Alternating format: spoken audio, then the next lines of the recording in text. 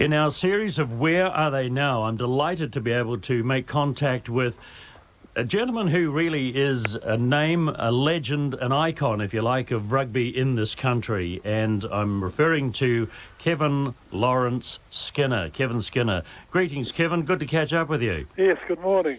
Well, we find you in Auckland, and when I made contact yesterday, you're out in the golf course, so you play a bit of golf now and then.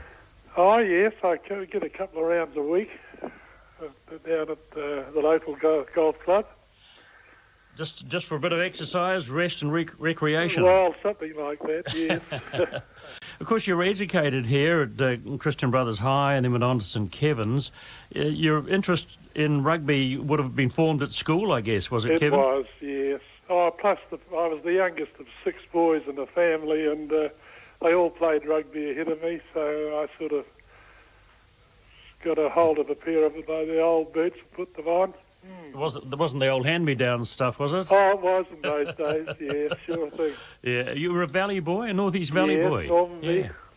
Made quite an impression on the local trade down there because I think there was a store, wasn't it, a general store? Well, it was in the family for just on 100 years, that business. Yes. And, my brother Jack, he was the one that said no, we'll pull the plug on it. Well, Jack's still living here in Mornington. That's correct, Sends his regards to you, Kevin. Oh, good. The other interest you had at school was as an amateur boxer of note.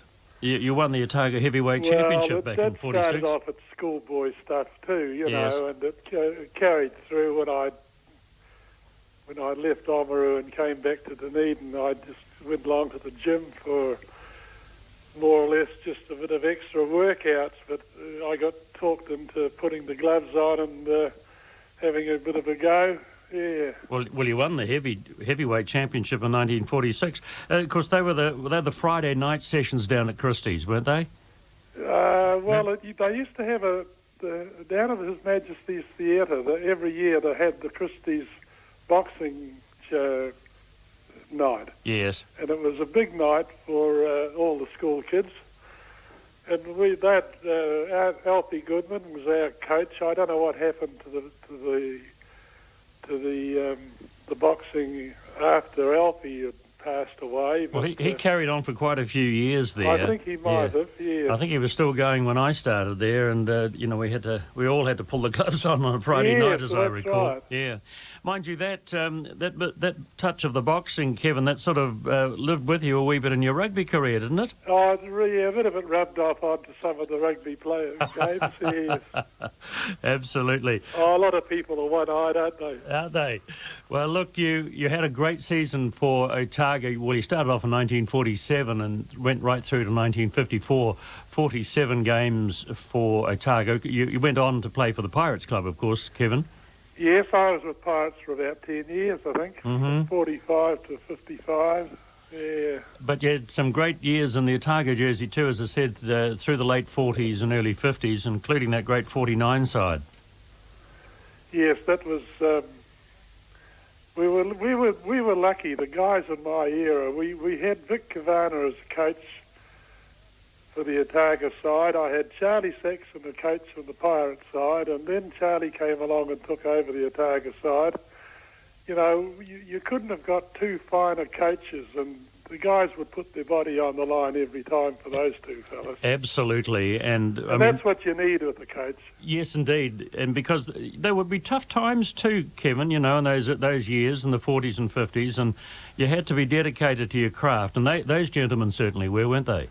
They sure were, yes. They were so. Well, you went on in your career to captain the All Blacks in a 2-test series against the 1952 Wallabies. That was a pretty good side, that All Black side of that time? It was, yes. There was Ray Bell from the Pirates Club. Ray and I were in that side, and there was a smattering of guys from all around the country in that side. But sure. It was, mind you, the 51 side that toured Australia the year before, that was a particularly good side, and we went through Australia pretty well with Heck Wilson and Norm Wilson and quite a few Otago guys in the side. You had a pretty good first test against Australia that year, Kevin. You may recall 3 tries, That was... and on that tour. Oh, yeah. You got one on the first test there, didn't you? That's right. I got a quick ball thrown into the line out. Some of the guys on the hill at the Sydney cricket ground in those days gave me a bit of a raspberry because they didn't reckon the ball was thrown 5 metres or 5 yards. But however, a try's a try, isn't it? A try's a try. You never give it back, never. No, well, they wouldn't have got that one back. In fact, if I take you back just a bit further, to tour in South Africa in 1949, I mean, that in itself would be a big moment, pulling on the All Black jersey for a tour like that. And you went over there, you played in all 4 tests, in fact. Yes. That was a tour that I often look back on, and if I was going to do all the tours again that I did do, I'd do that one. Because it was a marvellous time for, a young fella like myself. Yes. Put the jersey on for the first time in Cape Town. Our first game up, it was against the combined universities. And then to get the 4 tests, it was something that,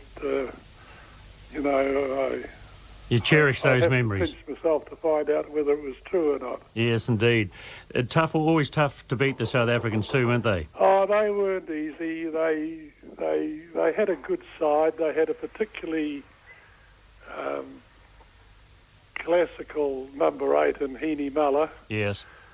And we went over there. Unfortunately, we didn't have a coach. We had Alec McDonald, who was he was our assistant manager, and he took over the coaching. And of course, we left at home Vic Cavana, another Otago man. Yeah, that was quite a serious omission, really, wasn't it? It was really. It was the biggest blue I think the New Zealand Rugby Union has ever made. Indeed. You mentioned Henny Muller there. He says that front row of yourself, Has Catley and Johnny Simpson, was the best that he'd ever played against. So you must have been a formidable front row. Well, it did turn out that way. It was a bit of a struggle getting to know how to tackle their type of scrummaging. Yes.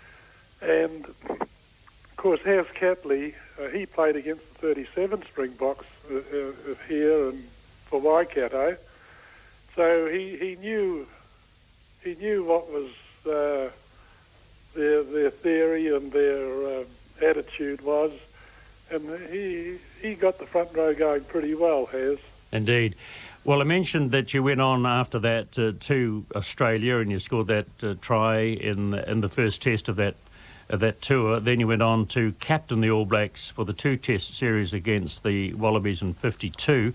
They wanted you, well, a lot of people thought you'd be the captain to lead the 53-54 All Blacks. That indeed did eventuate. The tour eventuated, but you weren't appointed captain there, but you still had a good tour. Yes, it was. I'd preferred not. I knew what they were doing. I knew they were grooming me for that sort of a position. Mm-hmm. And I had a talk to Jack Manchester and some of those fellas, and I after having thought about it, I thought, well, it's not my kettle of fish to lead that's in that regard. So who took over from you, Kevin? Bob Stewart. Oh, Bob Stewart, yeah. Right. Bob Stewart. Actually, at the end of the 54 season, that's when you announced your retirement. I mean, was it you that said that, or you weren't dropped? I mean, in those days, I pulled out at that stage. I just thought I'd had enough, and there was a bit of work to be done in getting business running, and I hadn't long been married, and yes. That's the whole thing. I mean, today they're talking hundreds of thousands of dollars to play rugby. Well, it cost us guys a lot of money to play the game. Look, over the years, I was self-employed, and if I went on these long tours, which they were all pretty long. Yes. The 6 weeks tour of Australia that we had, in modern terms, would be a long, long tour. But that was just a short burst for us. Indeed. In fact, you weren't even allowed to have a sponsor, if officially anyway, were you? That's right. In You fact, couldn't even write an article for a newspaper and get paid for it. No, that's right. In fact, even so, later... you know, the modern guy has got everything going for him. I'll say. Fair enough, but at the same time, sometimes I wonder where the rugby union are heading when we with the sort of accommodation we get when we go to some of these internationals, particularly for our anniversary times. Yes. Is it still not quite the top? Oh well, it's been no, it's all been settled, and that's good. We've got the 17 of us are coming to Auckland to the left to have our reunion. Yes. Oh, good. I hope that's going to be a good time for swapping some memories too. Oh, better. Of course, Kevin, at the time you did announce that retirement, you had played 18 consecutive Test matches for the country, 61 games in all in the All Black jersey, which in fact equalled Maurice Brownlee's record. So it was a good career. Yes, that's right. And then you came back, played a bit of club football in Dunedin, then moved to Waiuku. That's correct. And they, because they always wanted you back in first-class rugby, didn't they? Because you were recalled to the All Blacks for the well-known final 2 tests against those 56 Springboks. That's right. You remember that? Yes, I do. Yes. And that's the great historical comment of Peter Jones, isn't it? At the end of one of those tests, being absolutely buggered. That's right. You remember that? I remember that. Well, is there much credence in the story? You know, is it a myth or is it just a rugby story that's gone on all these years that they wanted you back for one reason? Well, I know the reason you're talking about. I don't agree with all that. Yes, I knew what the Springboks were like in the front row. I'd played against both of the guys, Becker and Chris Cock. Yes. And I had a fairly high regard for them, and it's just a matter of you just don't take a lot of rubbish, and it happened. Not quite so many TV cameras around in those days either, Kevin. Not at all, no. That was a big advantage. We didn't have sideline cops either. And you thought back to Alfie Goodman in those days, did you? Oh, not really. You're a big fella, Kevin, 6 feet tall. Yeah, and just a shade over. And what was your weight? A bit over 15 stones? Oh, I was about 15, 4 or 7 most of the time. But yes. I was a bit lean when we played against the Springboks. I was under 15 stone then. But I think in the front row, if you know what you're about and you used your locks and props correctly, you can. You don't have to be 17 or 18 stone. True. But I've seen a photograph of you and J.B. Smith leading out the trial teams onto Athletic Park. You're a fair bit bigger than him. No, that wasn't trial teams. Was it not? No, that game was when Sir Bernard Freiberg left to go back to England after his duty of, what was he, our Governor General, yeah. And they had a farewell game at Athletic Park for that occasion. So that's what it was. The New Zealand 15 played the Maoris. Mm-hmm. And that's what that game was. Oh, I see. And of course, you played in the era with the big old brown leather ball, Kevin. Oh, yeah. Yeah. And, you see all these modern gear today. In fact, you to watch the jerseys that are skin tight and things like that. It almost takes you back to 1905, doesn't it? That's right. Yes. It's been great to catch up with you. Well, thanks for giving me the opportunity, and just say hello to Dunedin and the Pirates Club for me. We'll certainly do that, Kevin Skinner. Thanks again. Thanks a lot.